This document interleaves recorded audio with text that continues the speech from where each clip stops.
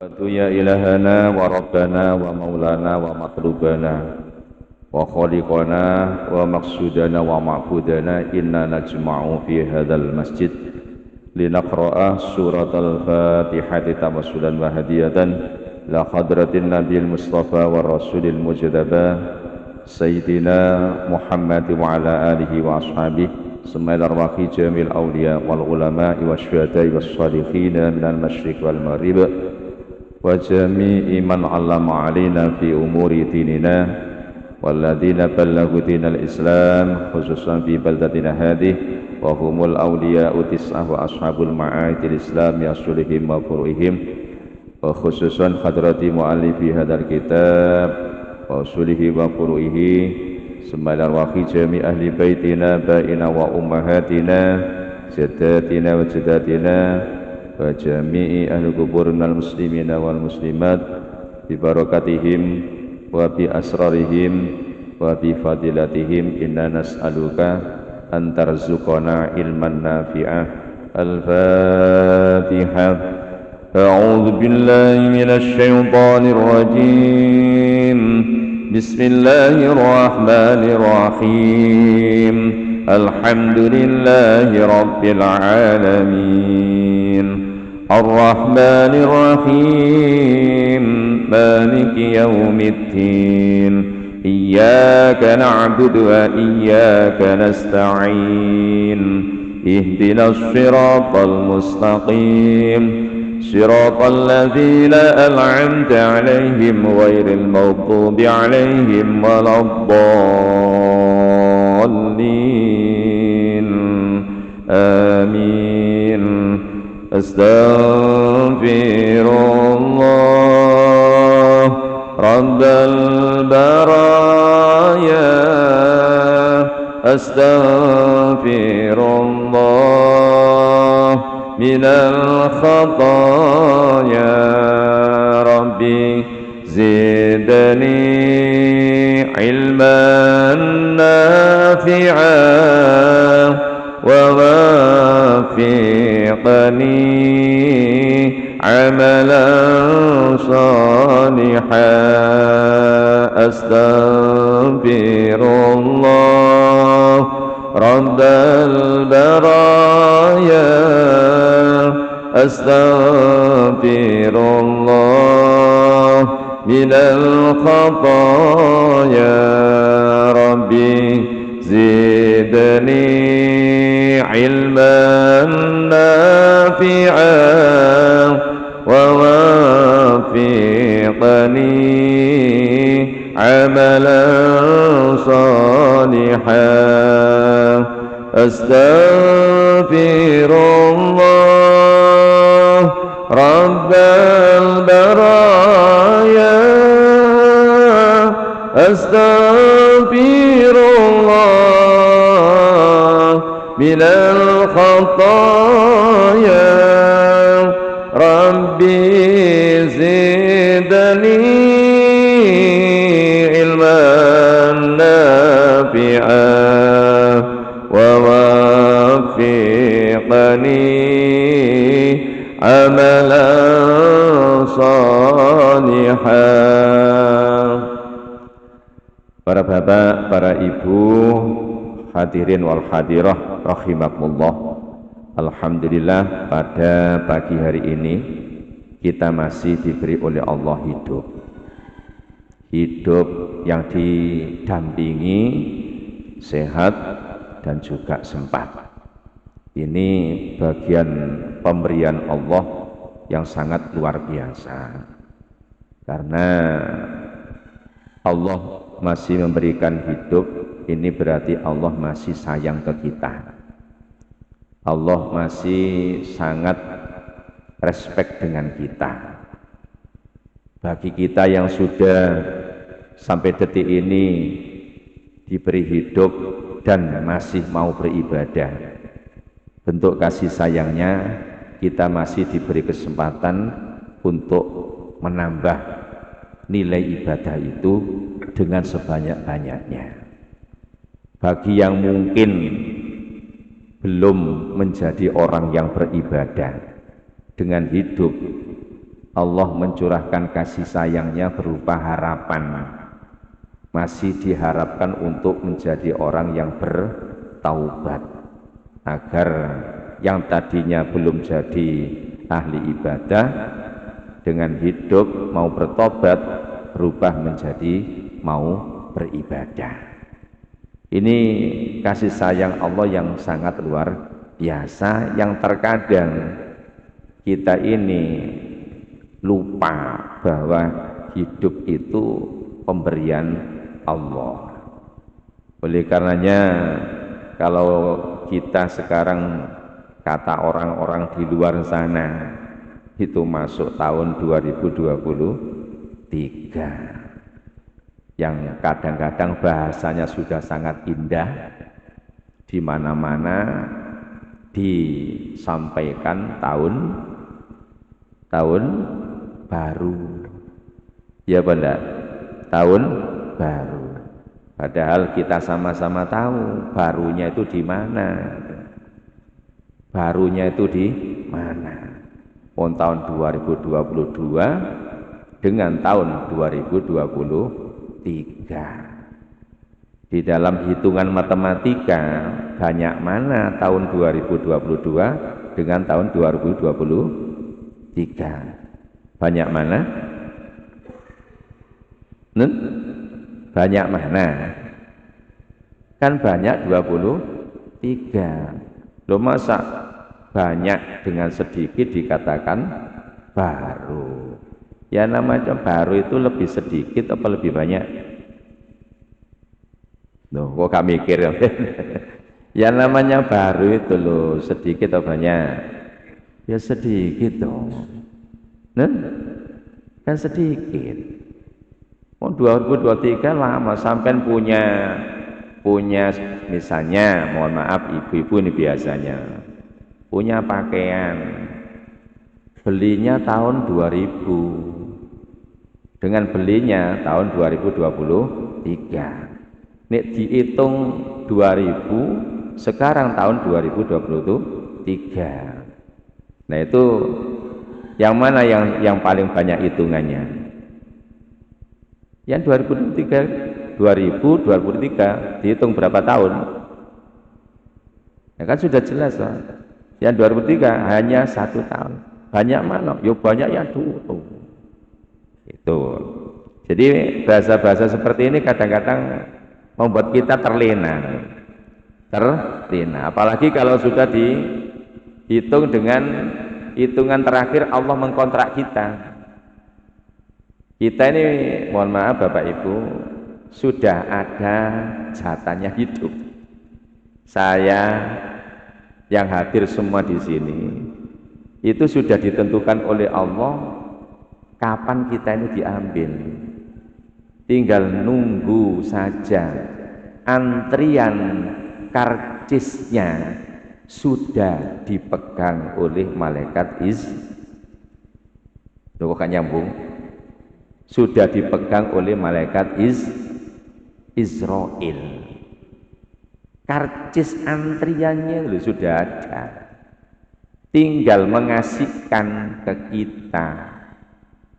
Tahun berapa kita sama-sama tidak tahu. Umpama saya berikan contoh saja, satu ruh yang hadir semua ini oleh Allah ditakdir umur 90 tahun semua.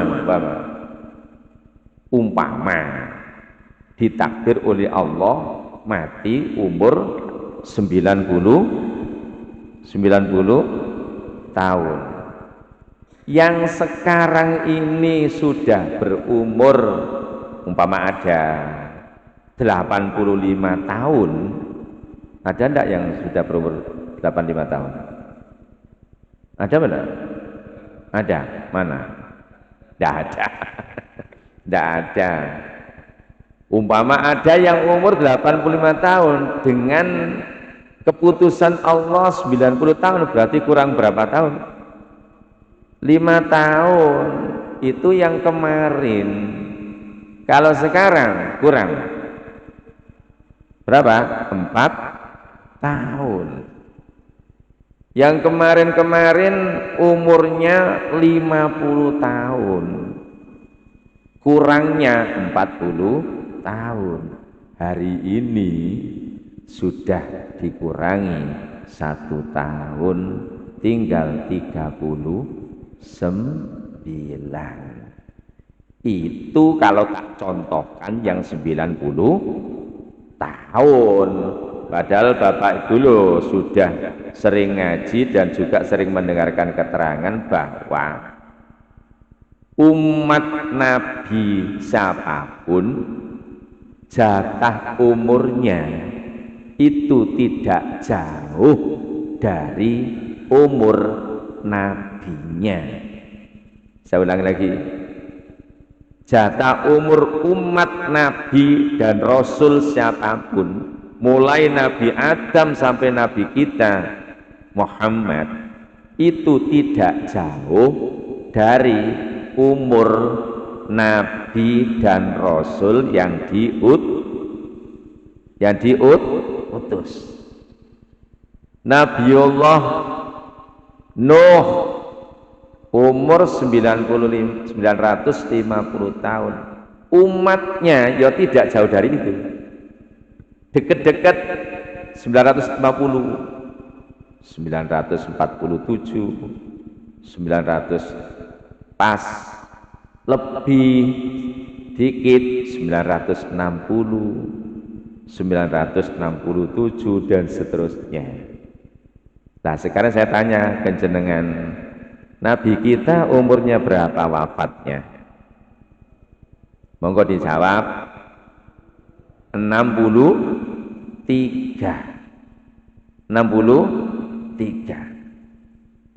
Bapak Ibu yang sekarang ini umurnya 70, itu berarti sudah dapat bonus berapa? 7 tahun. Dan itu harus lebih sering membaca Alhamdulillah. Apa? Diberi lebih, diberi bonus. Yang hari ini jenengan-jenengan sing umur 60 tahun, sinten? 60 tahun. Meturut umur Nabi kita berarti kurang lebih 3 tahun. Nah yang hari ini pas umur 63 tahun, yang hari ini umur pas 63 tahun, ya berarti sudah apa? Sama. Berarti harus lebih siap-siap. Tapi nggak usah deg-deg. Kenapa? Semuanya rahasia Allah. Tapi yang penting apa Bapak Ibu? Yang penting adalah kita ini dijatah umur berapa saja, yang penting adalah kita selalu siap. Selalu apa? Siap. Karena kalau kita tidak selalu siap, fatal. Kenapa kok dikatakan fatal? Karena kontrak hidup sudah selesai, tapi kalau tidak siap akan mempertanggungjawabkan kehidupannya selama hidup di dunia, nanti diminta pertanggungjawaban di akhirat. Ketika kita diminta pertanggungjawaban kok dadakno tidak siap, apa jadinya? Karena hidup yang paling hakiki adalah hidup setelah mati, bukan sekarang ini. Karena apa? Penentuan enak tidak enak adalah nanti, bukan sekarang ini. Nek sampai sekarang, mohon maaf, ditunggui uang banyak, rumah mewah, kendaraan bagus, seenak-enak pun kalau sudah mati tidak ada yang mengikuti. Saya ulangi lagi, sebanyak uang yang kita miliki, mati tidak ada sesen pun yang kita apa? Kita bawa. Uang tidak akan mengikuti kita. Semewah apapun kendaraan yang kita miliki pun demikian. Belum ada ceritanya sampai detik ini saya sendiri belum pernah menjumpai ada orang punya mobil mewah mati terus dikubur sama mobilnya. Bahkan sering saya buat guyonan itu, jangankan mobilnya, pentilnya saja tidak dibawa. Yang dibawa apa? Amaliyah kita. Hari ini kita ngaji seperti ini, itu sudah pasti nanti akan kita temui hasilnya. Bahasanya orang Jawa itu panen. Kita ini tempat menanamnya di dunia ini. Ad-dunya mazra'atul akhirah. Dunia adalah tempat menanam akhirat. Artinya apa? Segala macam yang kita lakukan itu nanti kita tunai, kita panen nanti di akhirat. Mudah-mudahan yang kita lakukan pada pagi hari ini termasuk bagian amal yang diterima oleh Allah Subhanahu wa ta'ala. Amin ya rabbal alamin. Baik Bapak Ibu, saya masih ingin merinci menjelaskan hadis yang ketiga yang pada pertemuan bulan yang lalu sudah kita baca. Hari ini saya ingin merinci, menjelaskan sedetil-detilnya, khususnya di bagian iqamis sholat. Bab ini kita sudah sama tahu bahwa hadis ini landasan rukun Islam. Nih bahasanya anak-anak TK, rukun Islam ada 5. 1 syahadat, 2 sholat, 3 zakat, 4 puasa Ramadan bisa, haji bisa. Bab hadis, kalau menurut hadis ini Ramadan diletakkan yang ke-5. Di hadis yang lain itu Ramadan diletakkan, puasa Ramadan diletakkan di ke-4. Tidak perlu dipermasalahkan karena 5 ini adalah paket jadi satu. Jadi paketnya sudah. Nah paket ini tentu Bapak Ibu ada yang 3, ada yang 5, tergantung pada kemampuan seseorang. Nah kalau yang kurang mampu, maka urutannya yang pokok adalah syahadat, sholat, dan puasa. Bagi yang sudah mampu, tentu tambahannya ada nomor, ada zakat, ada haji. Nih, jadi untuk yang kurang mampu itu 3, yang mampu harus 5. Jenengan pilih yang mana? Nah, pilih yang mana? 5 atau 3? Nah, sama milih yang mana? Pingin yang mana? Pilih yang 5 atau pilih yang 3? Sing banyak itu nih ditawari pilih 5 atau 3? Pilih yang 5 tapi rasa 3. Lu kok bisa pilih 5 kok rasa 3? Biasanya orang itu kalau sudah berbicara zakat, kalau sudah berbicara zakat itu jarang sekali mau mengeluarkan. Hitung, ada orang kadang kerja hasil setiap bulan 10 juta. Berapa? 10 juta. 10 juta ini kalau dikalkulasi 1 tahun jadi berapa juta?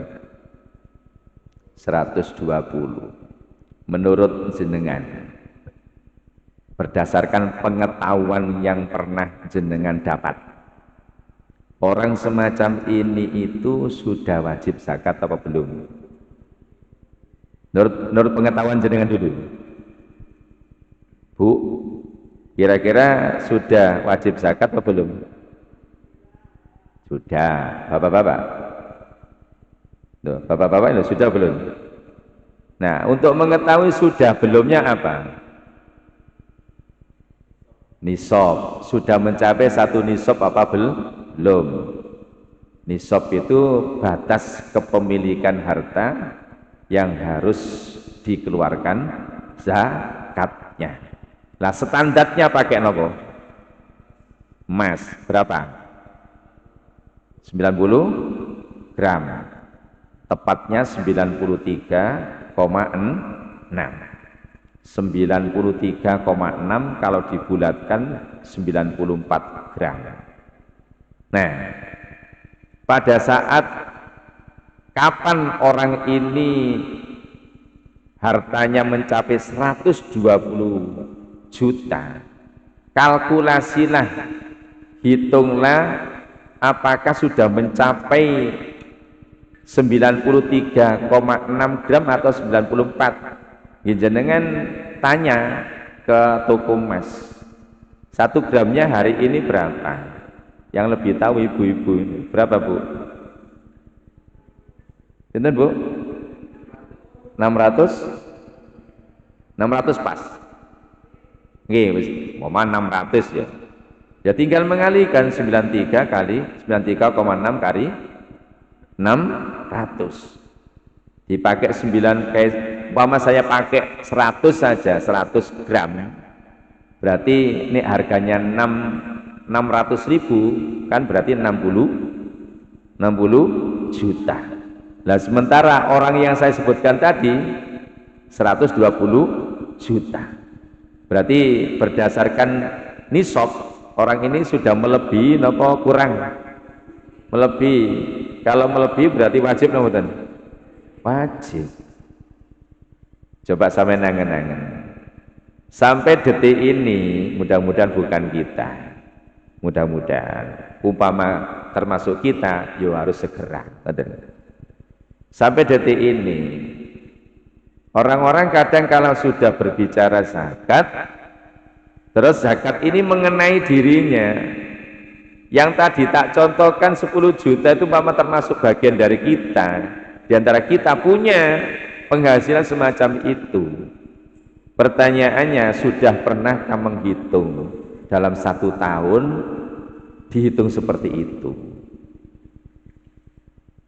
Padahal kalau sudah, tentu orang ini wajib mengeluarkan zakat. Zakatnya 2,5%, berarti 1 jutanya 25.000.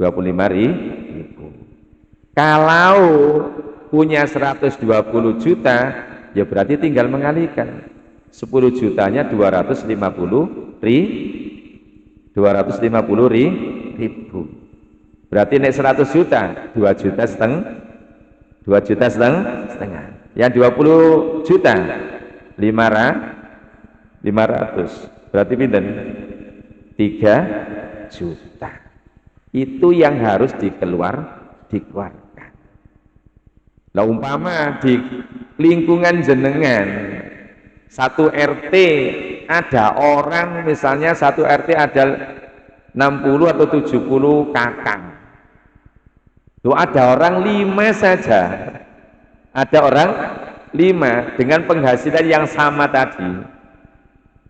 1 RT ada orang 5, 1 orang mengeluarkan zakat 3 juta. 3 kali 5 pinten? 15 juta. Sudah ada 15 juta modal pokok untuk ngopeni orang-orang yang kategori 1 fakir, 2 miskin, dan plus orang yang lain yang memperjuangkan agama, guru-guru ngaji dan seterusnya. Itu kan akan lumayan itu, 1 RT saja sudah ada begitu. Tapi fakta yang ada di lingkungan kita kalau sudah berbicara zakat, banyak yang respon apa banyak yang lari? Banyak yang respon, banyak yang lari. Ya fakta yang ada kan banyak yang lari.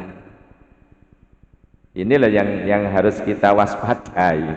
Ketika kita jadi orang kaya, ya, milihnya dalam rukun Islam tadi, ya, sebenarnya dia sudah posisi 5, tapi mintanya rasa 3. Kenapa kok rasa 3? Zakat tidak mau, haji pun mohon maaf sudah penghasilnya 120 juta loh, masih belum punya porsi haji, masih belum punya. Kenapa kok belum punya?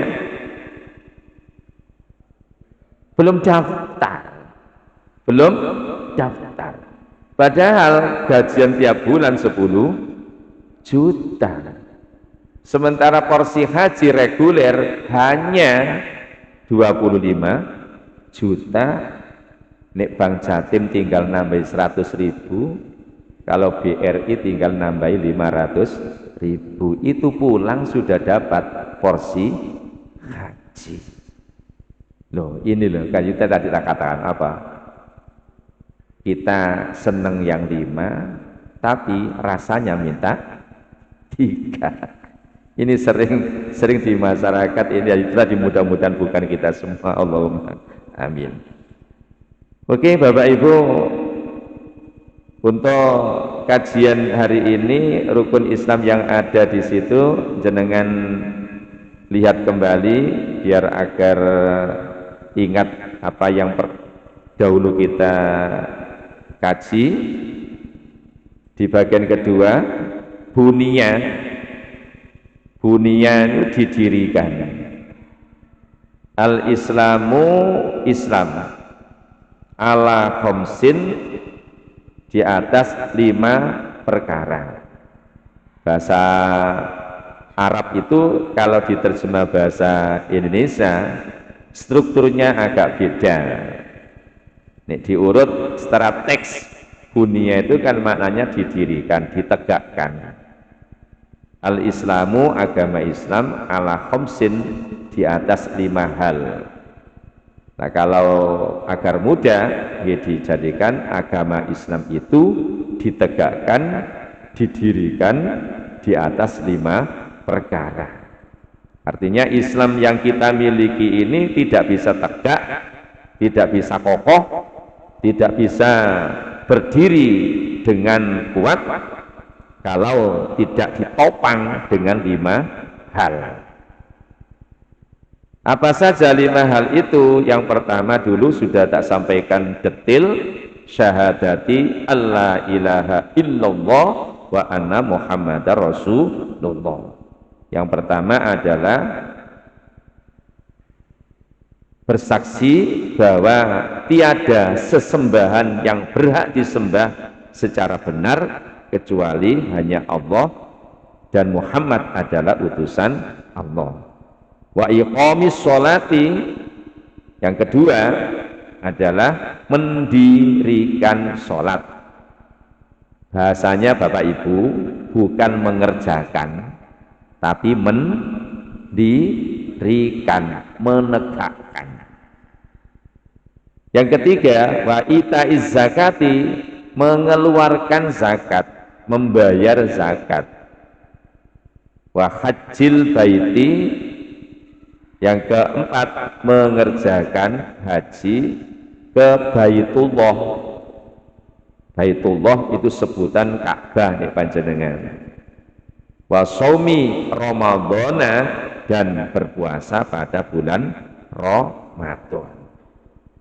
Hadis ini disitir oleh Imam Bukhari nomor 8 dan Imam Muslim nomor 16. Artinya hadis ini terhitung muttafaqun alaih, sahih, baik dari Imam Bukhari maupun dari Imam Muslim. Bapak Ibu rahimakumullah, yang saya ingin tekankan di sini adalah rukun Islam yang kedua. Bukan berarti yang lainnya tidak saya tekankan, tidak. Di sini yang jadi pokok perbuatan setiap hari adalah sholat. Sholat ini terkadang kita ini kayak mengerjakan hanya rutinitas saja. Banyak orang mengerjakan sholat itu hanya sekedar kayak pokoknya jungkir. Nek sholat apalagi sendirian, kadang kita ini ya wis karena ukuran waktu nih, penculit, assalamualaikum. Nek sholat jamaah insya Allah masih bagus. Karena apa? Rata-rata sholat berjamaah itu imamnya juga mengerjakan sesuai dengan hak-hak sholat. Bapak Ibu rahimakumullah, di penjelasan kitab bab ini itu ada keterangan bahwa wassolatu lughatat ad-du'a'u bi khairin. Salat itu dari segi lughat niku linjuit nek bahasa orang-orang sekolah. Segi bahasa. Salat itu bermakna memohon terhadap kebaikan. Di bahasa jenengan doa untuk mendapatkan kebaikan. Itu dari sisi lughat. Artinya apa? Artinya orang itu kalau ingin selalu meraih kebaikan, maka yang harus dan wajib dilakukan adalah sholat. Dengan demikian, kalau ada orang Islam kita atau di luar sana kok ingin mendapatkan kebaikan atau ingin menjadi orang baik atau ingin menjadi orang happy, menjadi bahagia, bahasane meleh, kepingin punya hati yang ayem tentrem, hidupnya pingin tenang, maka sudah harus jalurnya itu yang harus ditempuh adalah sholat. Sebaliknya mohon maaf, lo ada orang kok kepingin bahagia, kepingin happy, kepingin sukses, kok nggak mau sholat? Ya ibaratnya orang masuk rumah, jalan masuk rumah itu sudah ada. Nopo masuk rumah itu? Pintu. Loh kok ada orang masuk rumah tidak lewat pintu? Misalnya kok liwatnya dari atas. Itu sesuai napa mboten? Sesuai napa mboten? Ya mboten sesuai. Ya karena tidak sesuai, maka tidak akan bisa masuk ke rumah, merasakan kenyamanan tidak bisa. Contoh mawon umpamanya gitu. Ada orang tidak ikut memiliki rumah ini, dikunci oleh pemiliknya. Lah orang luar tadi ingin masuk ke sini, akhirnya lewatnya lewat apa? Lewat genting. Nah, lewat genting jalannya sudah bukan jalan itu.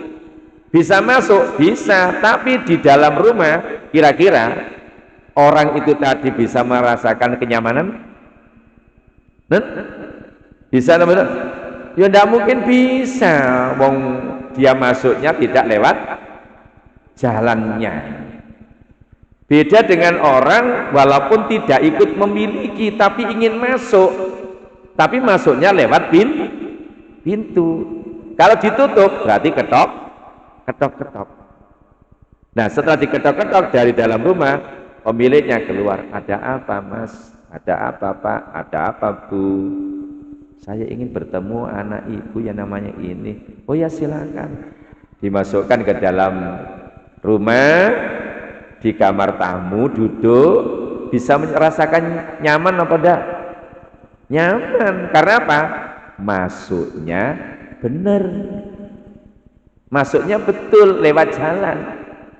Lah orang ini pingin khasanah dunia, kepingin khasanah akhirat, ingin sukses dunia, ingin sukses akhirat, jalur yang wajib harus ditempuh adalah as-sholat.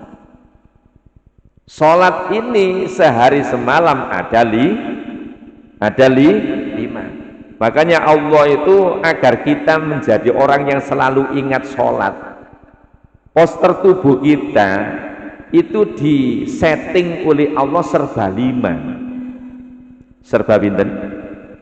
Serba 5. Mohon maaf jenengan cupik pirsani kula tak ngaten.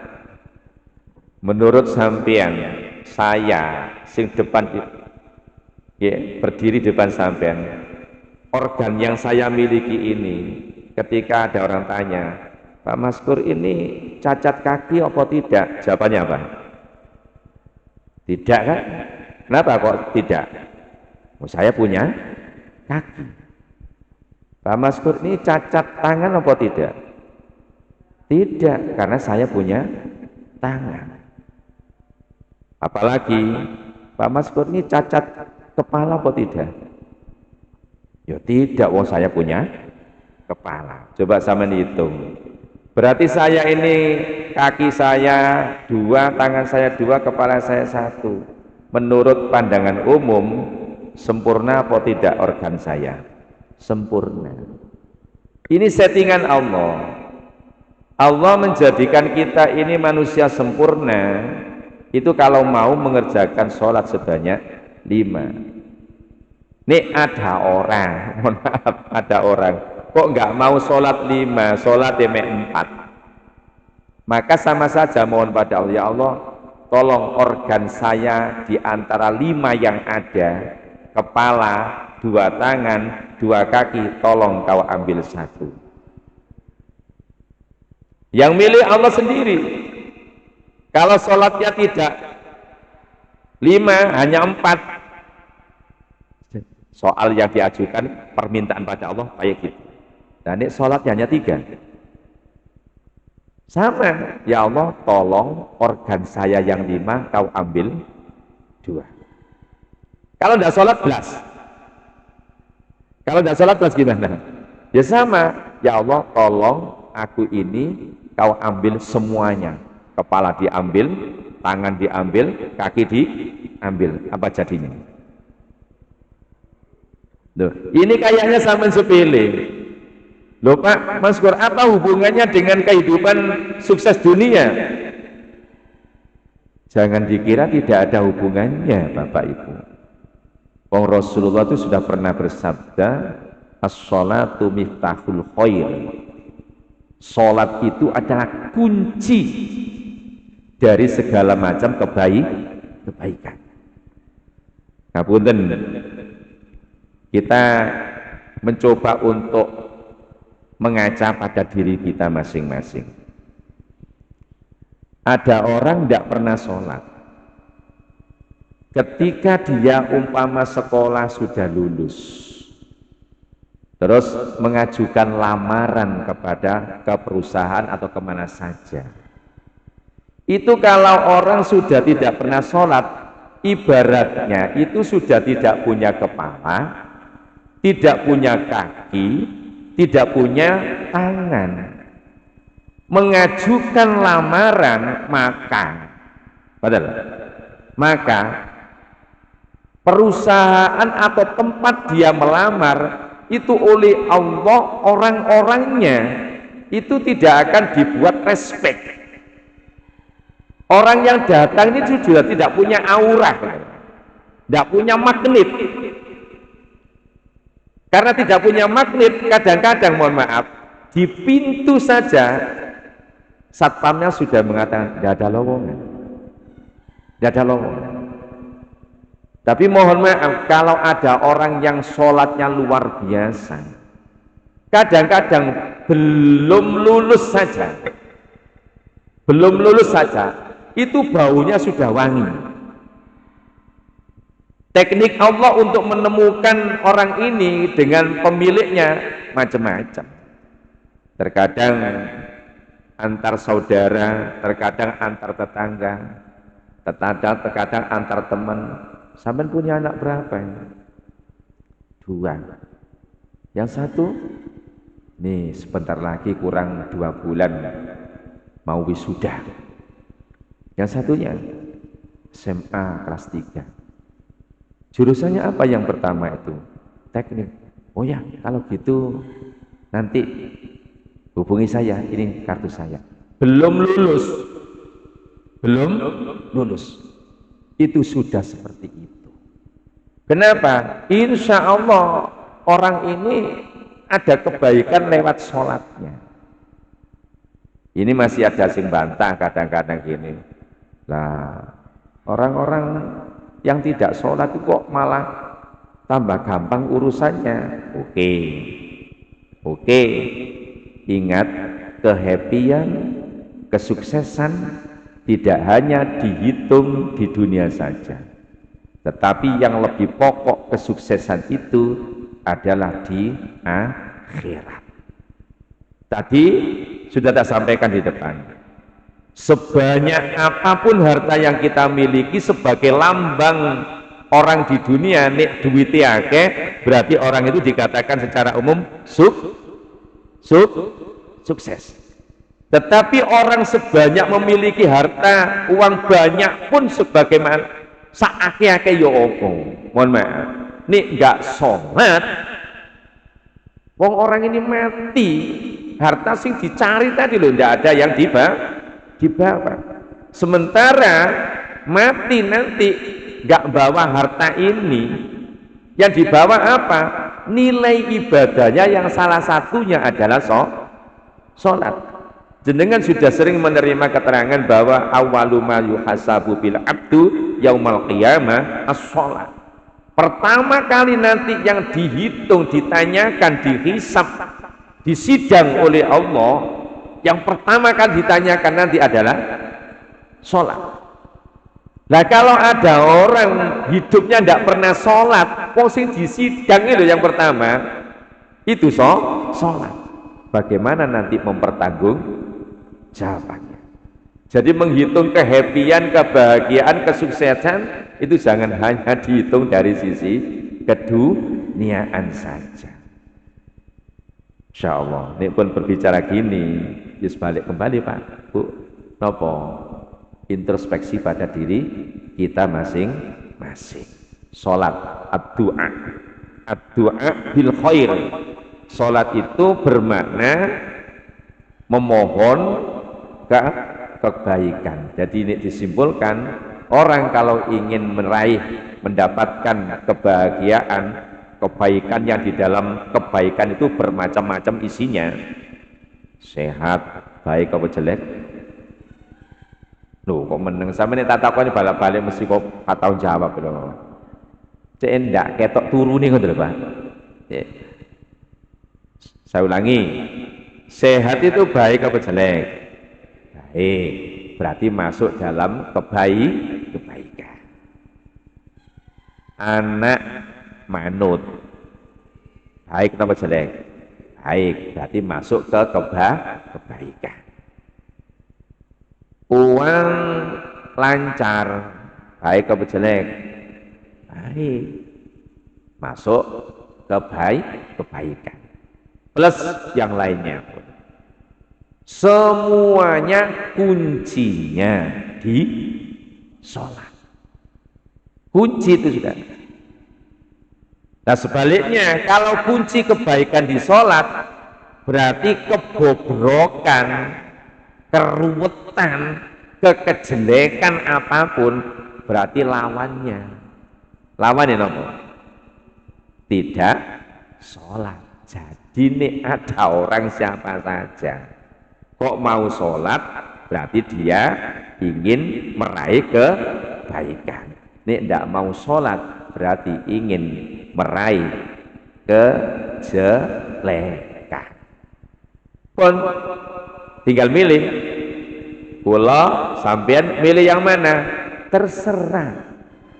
Allah tidak pernah memaksa. Allah tidak pernah memaksa manusia.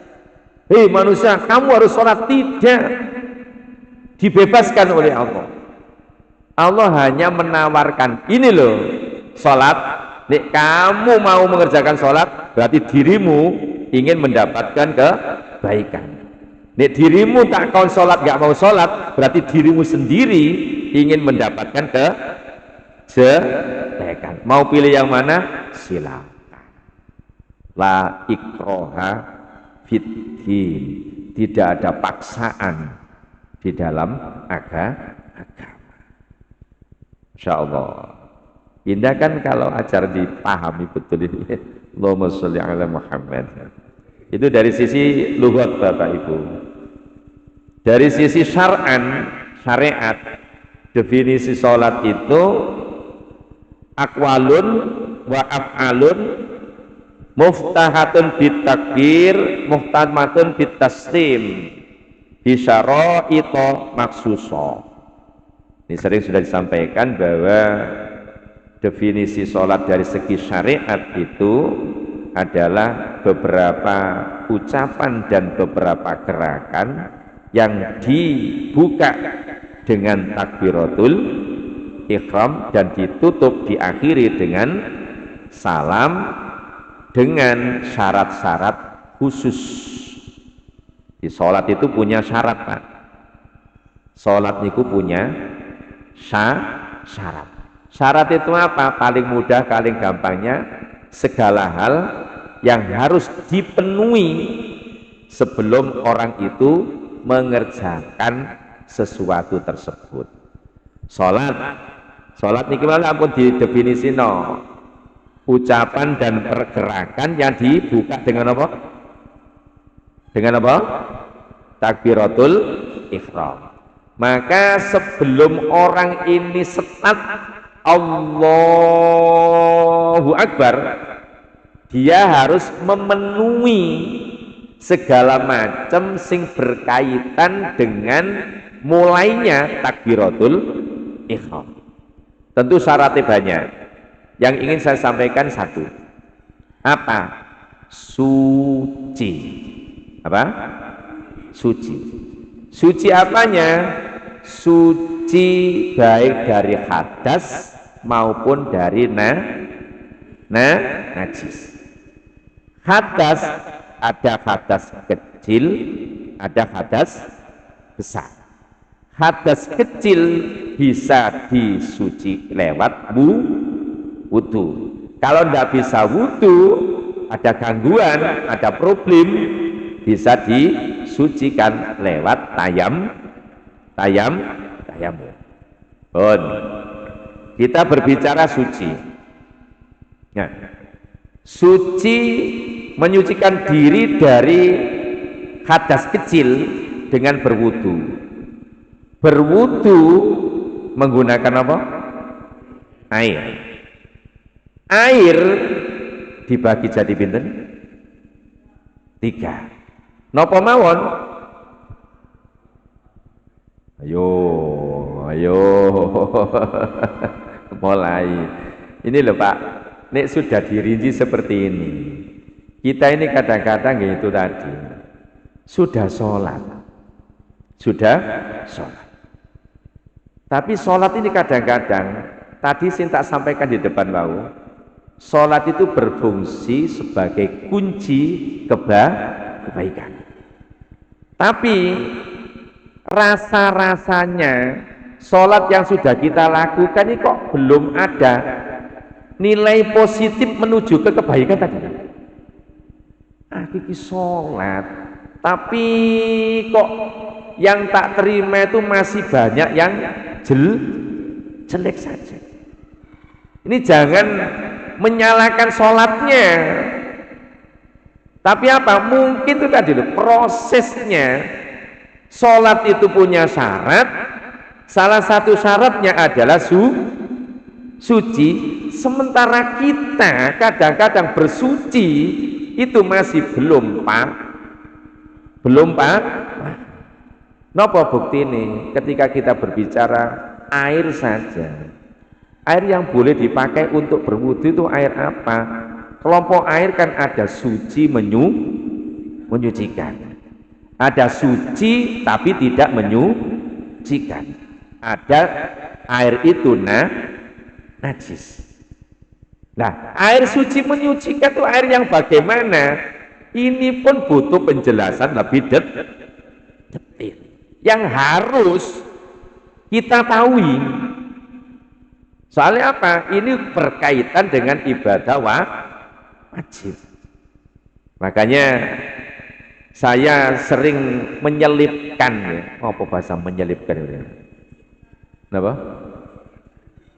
Ya memasukkan di dalamnya, walaupun tidak tidak bab khususnya, tapi tak selipkan itu apa? Tujuan saya agar hal-hal yang mungkin belum kita ketahui, kita bisa punya pengetahuan itu. Karena urgen, ya. Sangat penting. Kembali lagi nih, kita bahas syaratnya orang sholat itu suci. Nah, suci itu ada dua, ada suci dari hadas dan suci dari najis. Hadas itu ada hadas kecil, ada hadas besar. Hadas kecil maupun hadas besar itu penyuciannya, nek hadas kecil lewat wudu, nek hadas besar lewat baik hadas kecil maupun hadas besar, wudu maupun mandi pakai air. Air yang harus digunakan adalah air yang suci menyucikan. Nah, air yang suci itu yang bagaimana? Air yang suci yang diperbolehkan dipakai untuk wudu dan mandi itu yang bagaimana? Salah satunya air suci menyucikan itu air yang mencapai minimal 1 kula. Satu napa? Kula. Ukuran 1 kula itu dalam fikih, nek jenengan punya bak mandi, nek jenengan juga pernah sekolah ada ukuran bangunan itu jenenge kubus. Napa? Kubus itu berarti sisinya PLT-nya itu sama tasik ini kepada sekolahnya. Ada ukuran panjang, ada ukuran lebar, ada ukuran tinggi. Nah, nek sama semuanya, panjang, lebar, tinggi itu sama semua, kan dinamakan bukan panjang, bukan lebar, bukan tinggi, tapi napa jenenge? Napa? Sisi atau rusuk. Nah, ini di fikih itu diaturkan sisinya itu minimal 0,58 cm. Pinten? 0,58 cm. Digampangno paling mudah 58 cm iku nek digawe ukuran gampang-gampangan setengah meter lebih 8 cm atau 60 lah, 60 cm. Ini nek sampai punya bak mandi ukurannya kubus, esnya 60, terus dimasuki air semua dipenuhi bak, itu baru namanya air sudah 2 kul. Tapi nek sampai ambil satu cebok, satu gayung, ini sudah berkurang. Maka awas, nek jenengan pakai wudu, air yang kembali ke bak mandi ini gitu. Air yang kembali ke bak mandi, karena airnya ini tidak sampai 2 kula, maka air ini akan menjadi mustakmal. Apa? Mustakmal. Air mustakmal itu air yang habis dipakai untuk bersuci. Dan status air mustakmal ini dipakai bersuci tidak bisa menyucikan. Sehingga, mohon maaf, tadi penuh, sampai ambil bior, ditabiorkan ke wajah, seret, yang ini masih kering. Air ini sampai ambil satu ngeten iki, itu sudah berkurang. Artinya berarti air ini yang tadinya itu suci menyucikan, tapi kalau sudah diambil terus berodos dari air sing sampean tabyorno ke sini biar ini kembali ini, itu sudah berstatus mustakmal, sehingga sampean ambil pakai untuk membasahi yang kering tadi, itu sudah tidak bisa. Loh, ini kalau kita lakukan seperti itu terus marono sholat, sholat, kira-kira sholatnya sah apa betul? Saya ulangi, sholatnya sah apa tidak? Ya tidak. Kenapa kok tidak? Syarat sholat suci tidak terpenuhi. Ini kayaknya sepele, tapi harus kita hati-hati. Nah, gimana tekniknya supaya bak mandi yang tadinya itu penuh itu mencapai 2 kula, nek diambil supaya tetap suci menyucikan, gimana? Maka ada tekniknya. Mungkin penuh dikasih keran yang terus mengalir, jadi dibiarkan dibuka kerannya, ini diambil sininya memakena lagi, sudah tidak mustakmal. Karena apa? Airnya mengalir. Atau tidak, wudunya tidak pakai bak mandi ini, pakai khusus, dibuatkan khusus apa? Dikhususkan untuk keran khusus untuk wudu dan juga untuk mandi apa? Mandi nek mandi biasa mboten masalah, tapi nek mandi besar harus memenuhi kriteria. Lho koyok ngoten contone. Ya, Masya Allah. Contoh yang kedua lagi, jenengan berwudu, organ wudu niku napa mawon? Organ wudu. Loh, sampean organ wudu kok bendina wudu kok cek mikir. Napa organ wudu? Organ wudu menurut Al-Qur'an itu wajah, terus tangan, terus kepala, terus kaki. Lah ngono sih. Nah, sementara niat sama tertib boten enten ngene Quran niku. Niat itu diambil dari hadis innamal a'malu bin niat. Tertib ini kajian ijtihad ulama. Napa kajian ijtihad ulamanya itu meneliti wawu-wawu yang dipakai di dalil Al-Qur'an. Maka itu dikatakan wawu tertib untuk mengurut supaya tidak terjadi di akhir-akhir zaman manusia itu memprioritaskan akal, kan bisa saja terjadi di akhir nanti sembarange akal digawe bisa ngomong ini apa, masa wudu dari dulu itu dimulai dari wajah saja, terus aku tak kepingin wudu mulai kaki aja, bosen aku tak mulai wajah. Mungkin tidak terjadi semacam itu? Mungkin apa tidak? Ya mungkin, tapi kalau sudah ditindes 6 tertib sudah tidak bisa. Tidak bisa. Dari dulu sampai kapanpun berwudu ya harus wajah disertai dengan niat.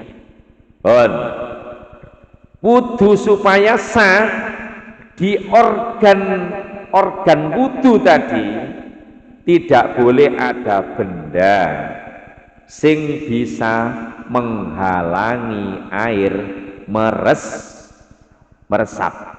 Umpama wajah, lo wajah kok ada bekas percikan minyak goreng. Minyak apa? Goreng. Minyak itu benda sing bisa campur dari jadi satu dengan air, nama mboten? Mboten. Maka ketika wajah jenengan kena minyak kok tidak dihilangkan dulu, langsung berwudu, maka wudunya tidak sah. Kenapa kok tidak sah? Air tidak bisa masuk ke pori-pori kulit. Ibu-ibu, kuku diberi apa jenenge pitek sing berminyak. Hati-hati nek dikei minyak juta. Sudah ada 15 juta modal pokok untuk ngopeni orang-orang yang kategori 1 fakir, 2 miskin, dan plus orang yang lain yang memperjuangkan agama, guru-guru ngaji dan seterusnya. Itu kan akan lumayan itu, 1 RT saja sudah ada begitu. Tapi fakta yang ada di lingkungan kita kalau sudah berbicara zakat, banyak yang respon apa banyak yang lari? Banyak yang respon, banyak yang lari. Ya fakta yang ada kan banyak yang lari. Inilah yang harus kita waspadai. Ketika kita jadi orang kaya, ya, milihnya dalam rukun Islam tadi, ya, sebenarnya dia sudah posisi 5, tapi mintanya rasa 3. Kenapa kok rasa 3? Zakat tidak mau, haji pun mohon maaf sudah penghasilnya 120 juta loh, masih belum punya porsi haji, masih belum punya. Kenapa kok belum punya? Belum daftar. Padahal gajian tiap bulan 10 juta. Sementara porsi haji reguler hanya 25 juta.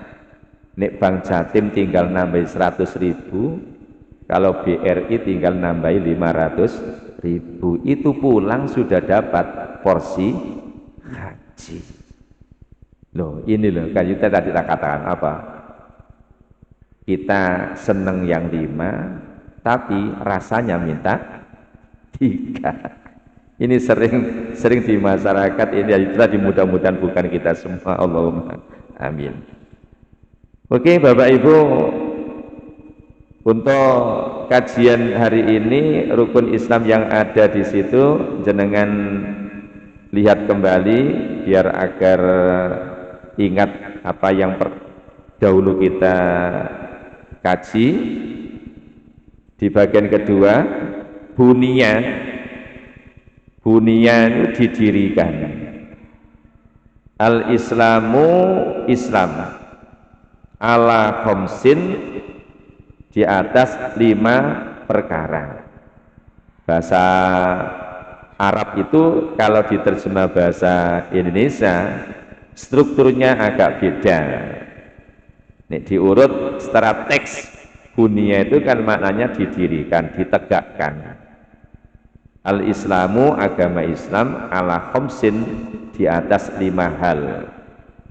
Nah, kalau agar mudah, ya dijadikan agama Islam itu ditegakkan, didirikan di atas 5 perkara.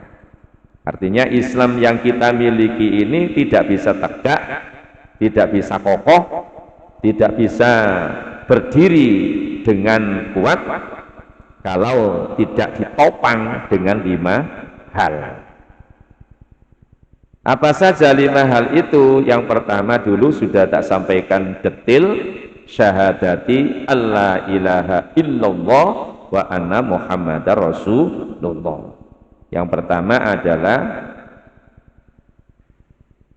bersaksi bahwa tiada sesembahan yang berhak disembah secara benar kecuali hanya Allah dan Muhammad adalah utusan Allah. Wa iqamis sholati, yang kedua adalah mendirikan sholat. Bahasanya Bapak Ibu bukan mengerjakan, tapi mendirikan, menegakkan. Yang ketiga, wa itaiz zakati, mengeluarkan zakat, membayar zakat. Wa hajjil baiti, yang keempat mengerjakan haji ke Baitullah. Baitullah itu sebutan Ka'bah nih panjenengan. Wa shaumi Ramadhana, dan berpuasa pada bulan Ramadan. Hadis ini disitir oleh Imam Bukhari nomor 8 dan Imam Muslim nomor 16. Artinya hadis ini terhitung muttafaqun alaih, sahih, baik dari Imam Bukhari maupun dari Imam Muslim. Bapak Ibu rahimakumullah, yang saya ingin tekankan di sini adalah rukun Islam yang kedua. Bukan berarti yang lainnya tidak saya tekankan, tidak. Di sini yang jadi pokok perbuatan setiap hari adalah sholat. Sholat ini terkadang kita ini kayak mengerjakan hanya rutinitas saja. Banyak orang mengerjakan sholat itu hanya sekedar kayak pokoknya jungkir. Nek sholat apalagi sendirian, kadang kita ini ya wis karena ukuran waktu nih, penculit, assalamualaikum. Nek sholat jamaah insya Allah masih bagus. Karena apa? Rata-rata sholat berjamaah itu imamnya juga mengerjakan sesuai dengan hak-hak sholat. Bapak Ibu rahimakumullah, di penjelasan kitab bab ini itu ada keterangan bahwa was-sholatu lughatat ad-du'a'u bi khairin. Sholat itu dari segi lughat niku linjuit sini bahasa orang-orang sekolah, segi bahasa. Sholat itu bermakna memohon terhadap kebaikan. Di bahasa jenengan doa untuk mendapatkan kebaikan. Itu dari sisi lughat. Artinya apa? Artinya orang itu kalau ingin selalu meraih kebaikan, maka yang harus dan wajib dilakukan adalah sholat.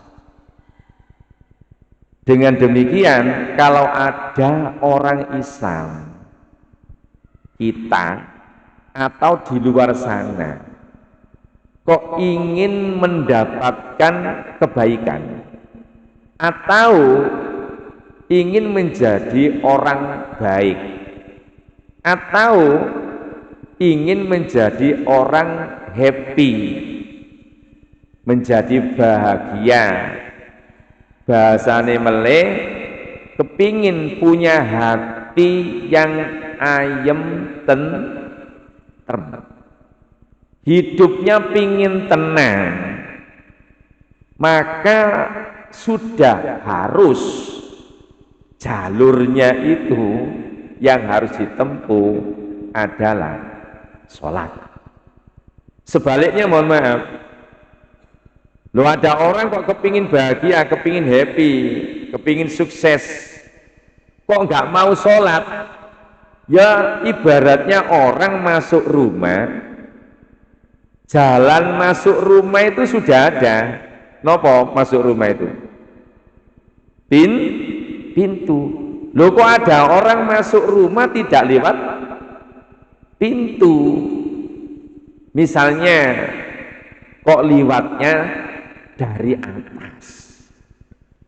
Itu sesuai napa mboten? Sesuai napa mboten? Ya mboten sesuai. Ya karena tidak sesuai, maka tidak akan bisa masuk ke rumah, merasakan kenyamanan tidak bisa. Contoh mawon umpamanya gitu. Ada orang tidak ikut memiliki rumah ini, dikunci oleh pemiliknya. Lah orang luar tadi ingin masuk ke sini, akhirnya lewatnya lewat apa? Lewat genting. Nah, lewat genting jalannya sudah bukan jalan itu. Bisa masuk? Bisa, tapi di dalam rumah kira-kira orang itu tadi bisa merasakan kenyamanan? Bisa namanya?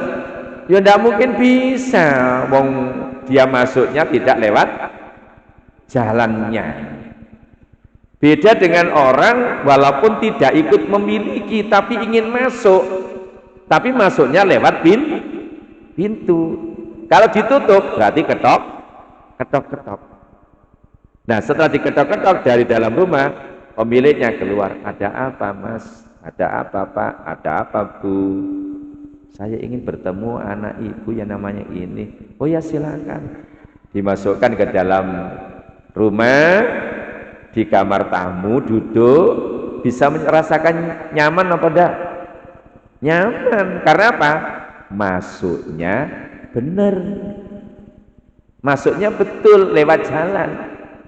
Lah orang ini pingin khasanah dunia, kepingin khasanah akhirat, ingin sukses dunia, ingin sukses akhirat, jalur yang wajib harus ditempuh adalah as-sholat.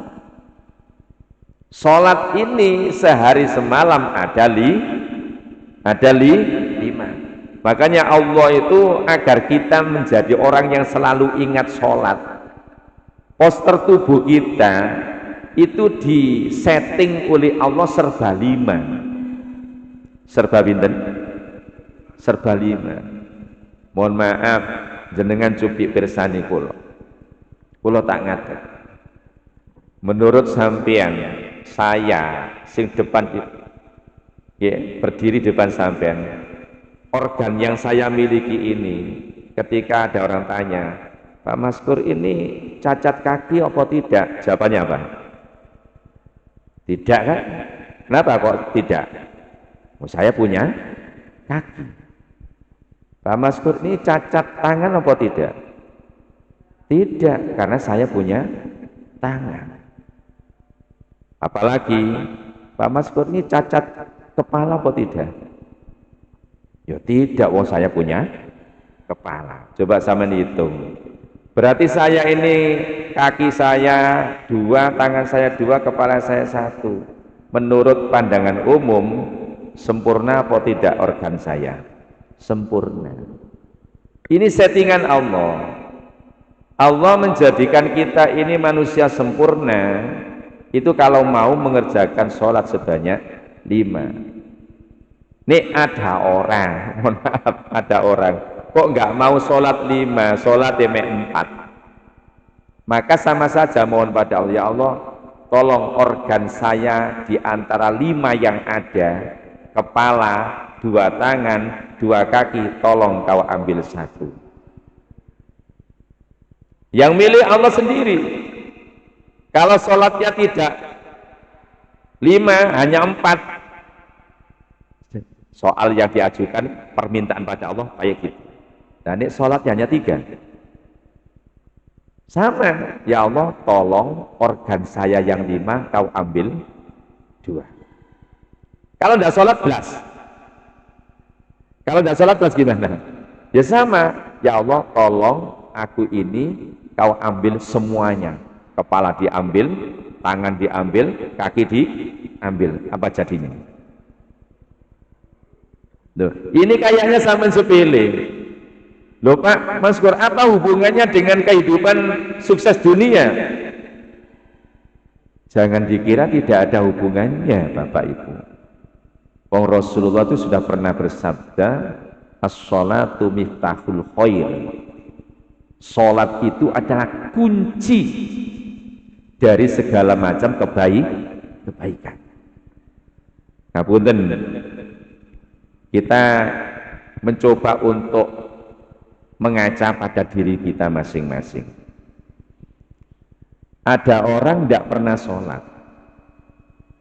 Ketika dia umpama sekolah sudah lulus, terus mengajukan lamaran ke perusahaan atau kemana saja.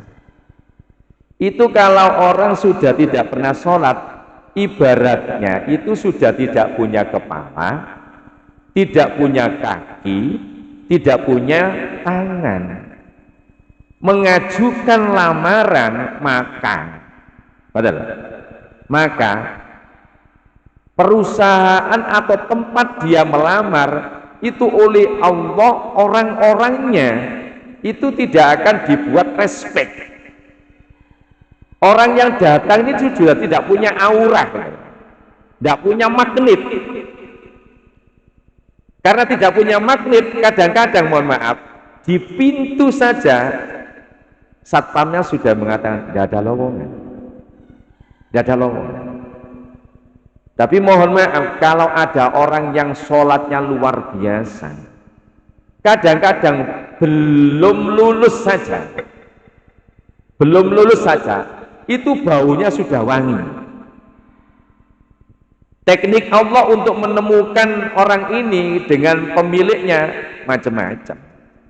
Terkadang antar saudara, terkadang antar tetangga, terkadang antar teman. Sampean punya anak berapa ini? 2. Yang satu, nih sebentar lagi kurang 2 bulan mau wisuda. Yang satunya SMA kelas 3.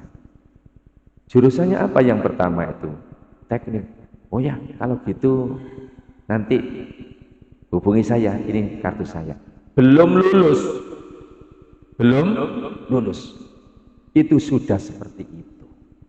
Kenapa? Insya Allah orang ini ada kebaikan lewat sholatnya. Ini masih ada sing bantah kadang-kadang gini. Lah, orang-orang yang tidak sholat itu kok malah tambah gampang urusannya. Oke. Ingat, kehappian, kesuksesan tidak hanya dihitung di dunia saja, tetapi yang lebih pokok kesuksesan itu adalah di akhirat. Tadi sudah tak sampaikan di depan, sebanyak apapun harta yang kita miliki sebagai lambang orang di dunia, nek duwite akeh, berarti orang itu dikatakan secara umum sukses. Tetapi orang sebanyak memiliki harta, uang banyak pun sebagaimana saake-ake ya apa? Mohon maaf, nek enggak sholat, wong orang ini mati, harta sing dicari tadi loh, enggak ada yang dibawa. Sementara mati nanti enggak bawa harta ini, yang dibawa apa? Nilai ibadahnya yang salah satunya adalah sholat. Jenengan sudah sering menerima keterangan bahwa awwalu ma yuhasabu bil abdu yaumal qiyamah as-sholat. Pertama kali nanti yang dihitung, ditanyakan, dihisab, disidang oleh Allah, yang pertama kali ditanyakan nanti adalah sholat. Nah kalau ada orang hidupnya tidak pernah sholat, posisi disidang itu yang pertama itu sholat. Bagaimana nanti mempertanggung jawabannya? Jadi menghitung kehappian, kebahagiaan, kesuksesan itu jangan hanya dihitung dari sisi keduniaan saja. Insya Allah, ini pun berbicara gini, just balik kembali Pak, Bu, nopo introspeksi pada diri kita masing-masing. Sholat, ad-du'a bil khair. Sholat itu bermakna memohon kebaikan. Jadi ini disimpulkan, orang kalau ingin mendapatkan kebahagiaan, kebaikan yang di dalam kebaikan itu bermacam-macam isinya. Sehat, baik apa jelek? Loh, kok meneng sama ini tataknya balik-balik mesti kok tahu jawab loh. Cek enggak ketok turu nih ngono lho, Pak. Saya ulangi. Sehat itu baik apa jelek? Baik, berarti masuk dalam kebaikan. Anak manut, baik apa jelek? Baik, berarti masuk ke kebaikan. Uang lancar, baik apa jelek? Baik, masuk kebaikan. Plus yang lainnya pun. Semuanya kuncinya di sholat. Kunci itu sudah. Nah sebaliknya, kalau kunci kebaikan di sholat, berarti kebobrokan, keruwetan, kekejelekan apapun berarti lawannya. Lawannya apa? Tidak sholat. Jadi ini ada orang siapa saja kok mau sholat berarti dia ingin meraih kebaikan. Ini tidak mau sholat berarti ingin meraih kejelekan. Pun tinggal milih. Kula sampean milih yang mana? Terserah. Allah tidak pernah memaksa. Allah tidak pernah memaksa manusia. Hei manusia, kamu harus sholat. Tidak. Dibebaskan oleh Allah. Allah hanya menawarkan, ini loh sholat. Nek kamu mau mengerjakan sholat, berarti dirimu ingin mendapatkan kebaikan.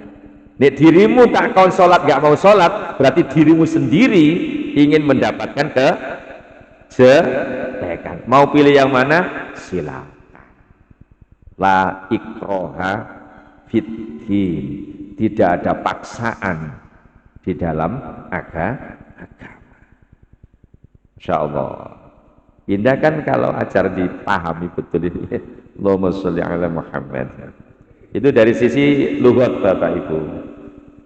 Dari sisi syar'an, syariat, definisi sholat itu aqwalun wa af'alun muftahatun bitakbir muhtamatun bitaslim bisyara'ita maksusa.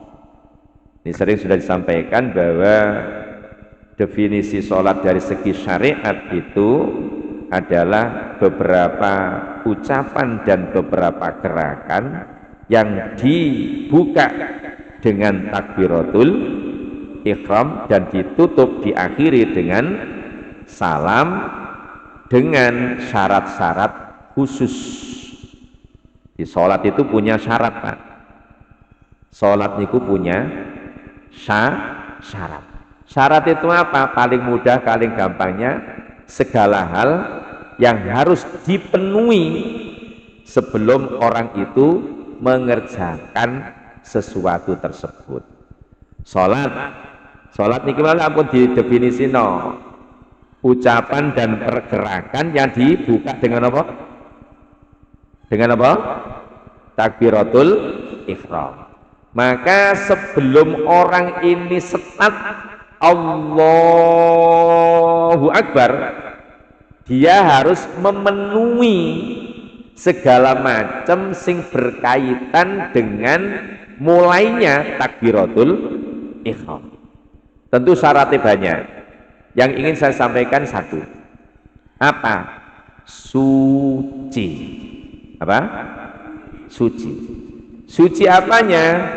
Suci baik dari hadas maupun dari najis. Hadas ada hadas kecil, ada hadas besar. Hadas kecil bisa disuci lewat wudu. Kalau tidak bisa wudu, ada gangguan, ada problem, bisa disucikan lewat tayamum. Kita berbicara suci. Nah, suci menyucikan diri dari hadas kecil dengan berwudu. Berwudu menggunakan apa? Air. Air dibagi jadi pinten? 3. Napa mawon? Ayo. Mulai. Ini loh Pak, nek sudah dirinci seperti ini. Kita ini kadang-kadang itu tadi sudah sholat. Tapi sholat ini kadang-kadang tadi saya tak sampaikan di depan mau, sholat itu berfungsi sebagai kunci kebaikan. Tapi rasa-rasanya sholat yang sudah kita lakukan ini kok belum ada nilai positif menuju ke kebaikan tadi. Iki sholat tapi kok yang tak terima itu masih banyak yang jelek saja. Ini jangan menyalahkan sholatnya, tapi apa? Mungkin itu tadi loh, prosesnya. Sholat itu punya syarat, salah satu syaratnya adalah suci, sementara kita kadang-kadang bersuci itu masih belum Napa bukti ini? Ketika kita berbicara air saja, air yang boleh dipakai untuk berwudu itu air apa? Kelompok air kan ada suci menyucikan, ada suci tapi tidak menyucikan, ada air itu najis. Nah, air suci menyucikan itu air yang bagaimana? Ini pun butuh penjelasan lebih detail yang harus kita tahu. Soalnya apa? Ini berkaitan dengan ibadah wajib. Makanya saya sering menyelipkan, ya. Apa bahasa menyelipkan itu? Kenapa? Ya memasukkan di dalamnya, walaupun tidak tidak bab khususnya, tapi tak selipkan itu apa? Tujuan saya agar hal-hal yang mungkin belum kita ketahui, kita bisa punya pengetahuan itu, karena urgen, ya.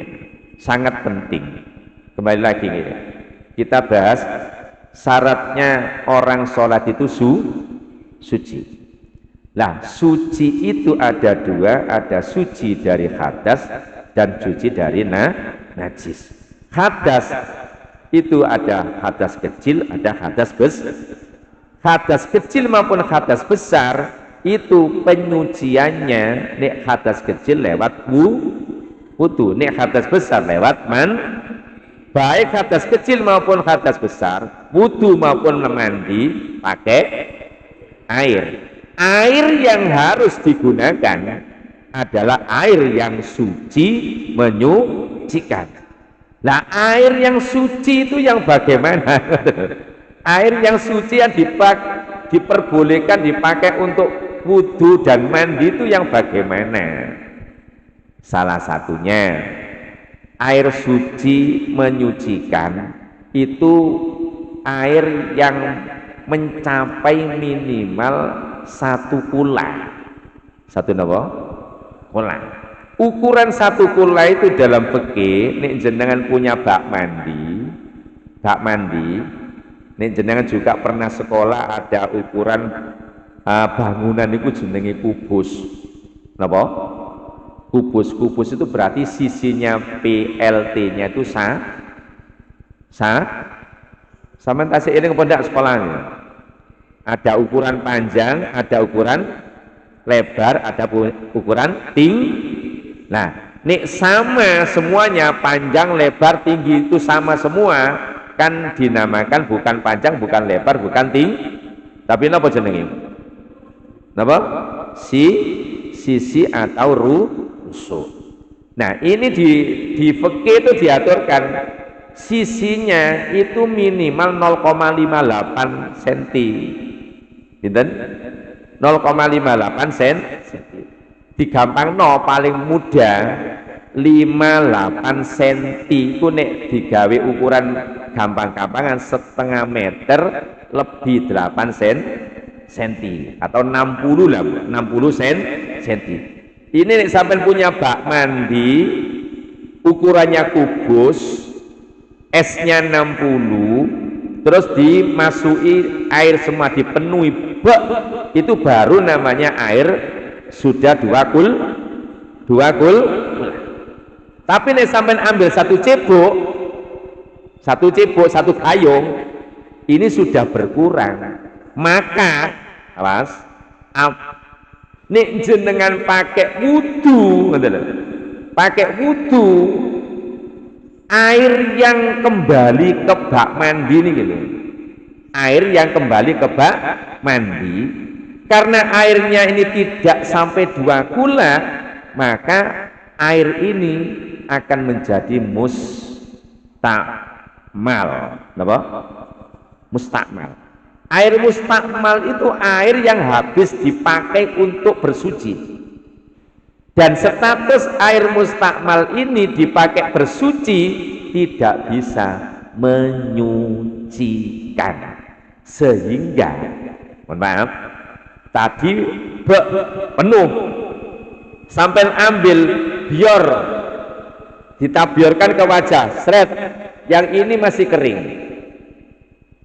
Air ini sampai ambil satu ngeten iki, itu sudah berkurang. Artinya berarti air ini yang tadinya itu suci menyucikan, tapi kalau sudah diambil terus berodos dari air sing sampean tabiorno ke sini, biar ini kembali ini, itu sudah berstatus mustakmal. Sehingga sampean ambil pakai untuk membasahi yang kering tadi, itu sudah tidak bisa. Loh, ini kalau kita lakukan seperti itu, terus marono sholat, sholat. Kira-kira sholatnya sah apa betul? Saya ulangi, sholatnya sah apa tidak? Ya tidak. Kenapa kok tidak? Syarat sholat suci tidak terpenuhi. Ini kayaknya sepele, tapi harus kita hati-hati. Nah, gimana tekniknya supaya bak mandi yang tadinya itu penuh itu mencapai 2 kula, nek diambil supaya tetap suci menyucikan, gimana? Maka ada tekniknya. Mungkin penuh dikasih keran yang terus mengalir. Jadi dibiarkan dibuka kerannya, ini diambil, sininya memakena lagi sudah tidak mustakmal. Karena apa? Airnya mengalir. Atau tidak, wudunya tidak pakai bak mandi ini, pakai khusus, dibuatkan khusus apa? Dikhususkan untuk keran khusus untuk wudu dan juga untuk mandi apa? Mandi nek mandi biasa mboten masalah, tapi nek mandi besar harus memenuhi kriteria. Lho koyok ngoten contone. Masya Allah. Contoh yang kedua lagi, jenengan berwudu, organ wudu niku napa mawon? Organ wudu. Lho sampean organ wudu kok bendina wudu kok cek mikir. Napa organ wudu? Organ wudu menurut Al-Qur'an itu wajah, terus tangan, terus kepala, terus kaki. Lah ngoten sih? Nah, sementara niat sama tertib boten enten ngene Quran niku. Niat itu diambil dari hadis innamal a'malu bin niat. Tertib ini kajian ijtihad ulama. Napa kajian ijtihad ulamanya itu meneliti wawu-wawu yang dipakai di dalil Al-Qur'an. Maka itu dikatakan wawu tertib untuk mengurut supaya tidak terjadi di akhir-akhir zaman manusia itu memprioritaskan akal. Kan bisa saja terjadi di akhir nanti sembarange akal digawe bisa ngomong ini apa? Masa wudu dari dulu itu dimulai dari wajah saja. Terus aku tak kepingin wudu mulai kaki aja, bosen aku tak mulai wajah. Mungkin tidak terjadi semacam itu? Mungkin apa tidak? Ya mungkin. Tapi kalau sudah ditindes 6 tertib sudah tidak bisa. Tidak bisa. Dari dulu sampai kapanpun berwudu yo harus wajah disertai dengan niat. Wudu supaya sah di organ wudu tadi tidak boleh ada benda sing bisa menghalangi air meresap. Umpama wajah. Loh, wajah kok ada bekas percikan minyak goreng. Minyak apa? Goreng. Minyak itu benda sing bisa campur dari jadi satu dengan air nama mboten? Mboten. Maka ketika wajan jenengan kena minyak kok tidak dihilangkan dulu langsung berwudu, maka wudunya tidak sah. Kenapa kok tidak sah? Air tidak bisa masuk ke pori-pori kulit. Ibu-ibu, kuku diberi apa jenenge pitek sing berminyak. Hati-hati. Nek dikei minyak